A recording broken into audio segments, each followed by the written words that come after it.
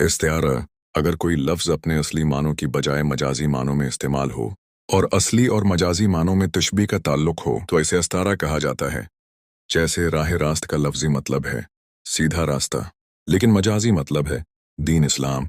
जिस तरह सीधे रास्ते पर चलते हुए मुसाफिर अपनी मंजिल पर पहुंच जाता है, इसी तरह दीन इस्लाम पर अमल करने से दुनिया और आखिरत दोनों में कामयाबी मिल जाती है।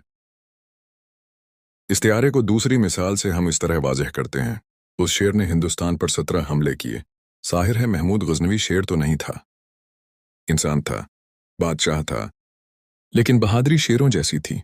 या किसी बहुत बड़े आलिम की मौत पर कहा जाता है कि एक चिराग और बुझ गया। ज़ाहिर है कि आलिम चिराग तो नहीं है, लेकिन चिराग की तरह इल्म की रोशनी फैलाता है। आलिम के लिए चिराग और महमूद गजनवी के लिए शेर का लफ्ज़ इस्तेमाल करना इस्तिआरा कहलाता है।